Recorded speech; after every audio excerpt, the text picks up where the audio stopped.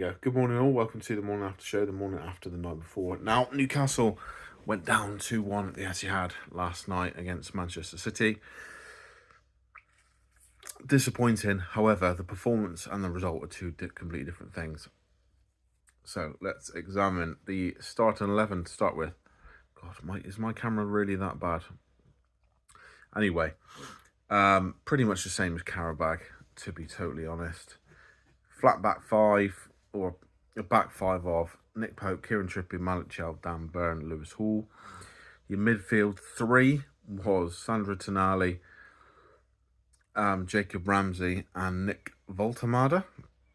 Now, I assumed he'd be playing in the 10, but he was left of a midfield three for most of it. Front three was Joe Willock on the left-hand side initially, Anthony Gordon through the middle, and Anthony Elanga. Now, a bit of a shaky start. Manchester City, whenever we play them, particularly at the Etihad, they always seem to score early, and it was 13 minutes on the clock. This one, in my view, a preventable goal, very preventable goal. It seems to me that the ball's bouncing around through our midfield and no one really takes a grip of it and goes, I'm going to take this.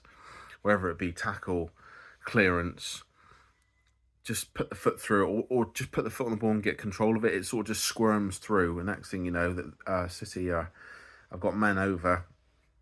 It goes to Nico Riely, who had a great first half, hits it with his left foot, comes across it slightly, and it beats Nick Pope. Now, Nick Pope, should he be doing better with that? Probably, maybe. I'm no goalkeeper, but there was really only one place with where the ball was. It had gone quite a way past Nico O'Reilly's left foot, so he could not physically wrap his foot around it to hit it back across goal. So it was only really one avenue of shot. But there we go. That's that. And you're thinking, oh, not this again. You know, Man City will win the league. I'm convinced of it. And we're going to the best team in the Premier League and just giving them that sort of head start. Time and time again. That's the fourth time we played them this season. We got to play them again in the FA Cup soon. But then we start to get into it a bit. Manchester City are dominating the ball in the first half. We can't really get near them. But whenever we do, we're trying to get up the pitch quickly. We're losing possession, but we're grafting. We're working hard. We're trying to win the ball back. I think, is it a corner? Okay, I think it's, from memory, it was some sort of set-piece situation. Comes out to Lewis Hall. Lewis Hall on the edge of the box, very accurate. Always a bit of a threat. Hits a shot. I think it was going on target. Whether Donnarumma would have saved it or not, probably would have, because he's that good a goalkeeper. Takes a deflection. It's going through a crowd of bodies. Donnarumma can't do anything about it. 1-1. You're thinking, oh, okay. Here we go. Then, minutes afterwards, disappointing goal to concede yet again. Antoine Semenyo goes past Nick Voltemade far too easily in midfield. Voltemade is a fucking striker, not a midfielder. You can't expect him to do the job of a midfielder, but it looks like that's what he's going to have to do to stay in the team. I will touch on that on another video. The mystery of Nick Voltemade. Goes past him far too easily, plays the ball out wide. Erling Haaland, who I think was probably man of the match for Man City, despite not scoring a goal, he was everywhere, particularly in that second half. Erling Haaland goes down the right-hand side, despite him being a left-footer, hangs up a beautiful ball with his right foot, floats into the back post, and the head that meets it, Nico O'Reilly, it's another player arriving at the back post and just leapfrogging Kieran Trippier. There's not a lot Kieran Trippier could do about it. He's, 5'6", 5'7", right back. Maybe a touch more, but Nico O'Reilly is well over 6 foot and he's got the run on him. He's got the jump on him. There's nothing Trippier can do. Beautiful header. Boom. And you're thinking, oh, God. It's going to be one of those days. Now, we score again. We have the ball in the net once more. Free kick. Excuse me. Beautiful in-swinging ball floated in by Sandro Tonali. Dan Burn times his run to perfection, it seems. Gets a glance and header on it. Over Donnarumma's shoulder. Thank you very much. Cheers. 2-2. Offside. Barely offside. But on the replay, he is shoved. I think it's by... I better say Ruben Neves then. Ruben Diaz sort of shoulder barges him into an offside position. You're thinking, what? What does that mean? You know, he's offside, but he's been placed offside by someone else. VAR, look at it. VAR, look at it. VAR, look at it. It's confirmed offside. You're thinking, and it's that bloody linesman with the beard, who Glenn Hoddle kept talking him up like he's some sort of, like he's auditioning for, I don't know, some sort of action film. Oh, I wouldn't argue with him, you know.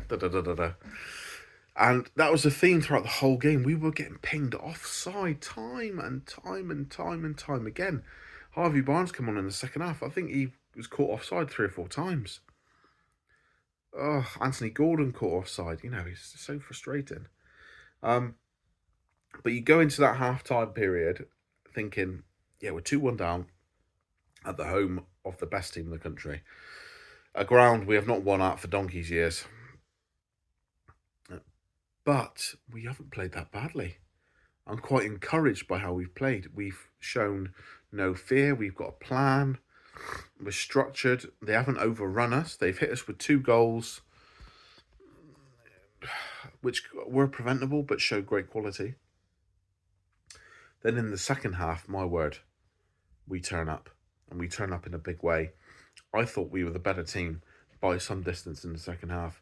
Man City couldn't get going, but we just went up another gear with our press. And Man City, for the certainly 65 minutes onwards, were playing counter-attacking football at their own stadium against Newcastle United, which was a fabulous thing to see, to witness, to feel. That the best team in the country could not play their own game against us in their own backyard. They were hanging on come end up. We had, don't get me wrong, they had a couple of chances. I think Semenyo hits one right at Nick Pope. Semenyo hits one over. I want to say Bernardo Silva, did he hit one over as well? Excuse me, Phil Foden has a great chance where the player comes steaming in to tackle him. He just flicks it over his head. Then hits a volley. I think it was blocked. Now, this is the problem. We didn't have many chances in that second half, despite us being the better team and controlling the game for large periods. Large periods. We didn't have any clear-cut chances. I think Joe Linton stabs one wide from outside the box. Lewis Hall hits a free kick, which hits the side netting. I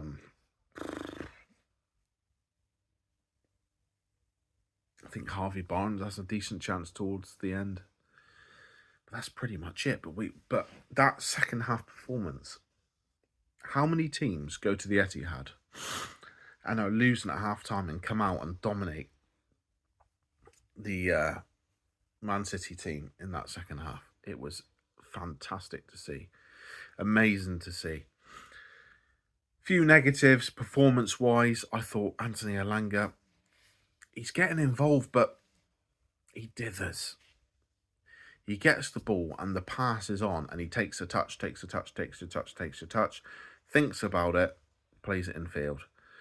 There was one particular scenario, second half. Anthony Gordon has made a fantastic run. And if Anthony Elanga plays this pass now, whether it's over the top, around the corner or straight to feet, Anthony Gordon is probably through one-on-one. Now, Anthony Gordon's success rate from outside of a penalty situation and outside of 6-yard tap-ins in the last 18 months is not great. However, you fancy him to create something. I thought Jacob Ramsey was a little quiet, but he showed good flashes. Very technical player, receiving the ball on the half turn, distributing it, getting out of tight situations. Voltemada was quiet again, but he's a striker playing in midfield. You know, people have been comparing it to Joe Linton. It's not the same thing. Yes, they were both signed for big money. Yes, they were both record transfers at the time. But Joe Linton wasn't a striker for his national team at the time. Nick Woltemade leads the line for Germany, is the number 9 for the German national side. So it's not the same thing at all.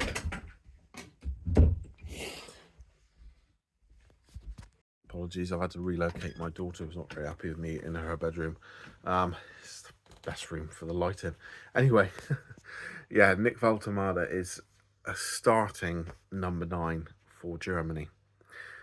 Joe Linton was nowhere near the Brazilian side, so you can't compare them. But Woltemade, he's putting the effort in, he's grafting. Eddie Howe in the press conference talked up his endurance, his fitness, but he just seems to, the game seems to pass him by at the minute. However, if there is ever going to be a match that passes a player by, it's going to be Man City at the Etihad, that fixture, because they are so good at home, aren't they? They are so good. But we were better in that second half. I think Woltemade will see the best of him against Karabakh at St James's Park midweek. Then we've got Everton at home. After 4 consecutive away games, from London to Birmingham to Baku to Manchester, we've now got 2 games at home. I've got a feeling I might be wrong here. Is it 3 at home? Is it Karabakh, Everton, Manchester United? You know, you win those 3 games, suddenly you're looking at 6 out of 7. Is Champions League gone? Probably. I think Europa League, there's a chance. Conference, there's definitely a chance. However, if we want to keep the likes of Sandro Tonali, Anthony Gordon, etc., Conference League football is not going to cut it, is it? But that's for another day. I will have a video on Nick Woltemade this week. Then obviously we got Karabakh on Tuesday, I want to say. Was it Wednesday? Either way, the overall sentiment is disappointed to lose that game. However, I'm not disappointed with the performance.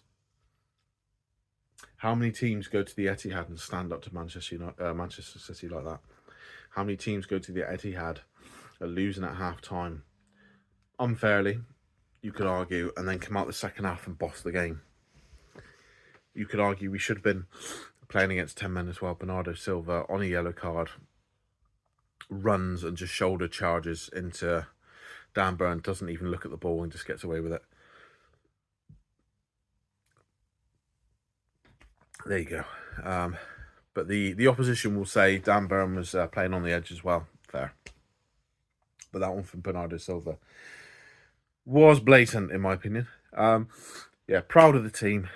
Hard luck with the result, but we give it a bloody good go. But proud of the team. Onwards and upwards. Man of the match for me, from a Newcastle United point of view. Ooh.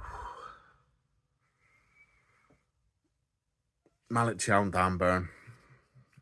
Those two, I thought, marshalled Haaland. How many times has Erling Haaland played against Newcastle? I want to say this is his 3rd season at Manchester City, 4th?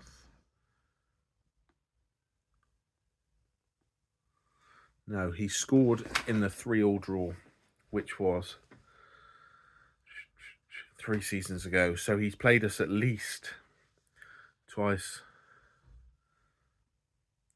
This is at least 10th time, 9th or 10th time Erling Haaland has played Newcastle United. 1 goal. I'll give it to Dan Burn purely because he was having that physical battle with Erling Haaland throughout the whole game. And it was good to see that the referee let it go. 6 of one, half dozen of the other. Good to see. Anyway, thanks for watching. Please like, comment, subscribe. And I will see you on the next one.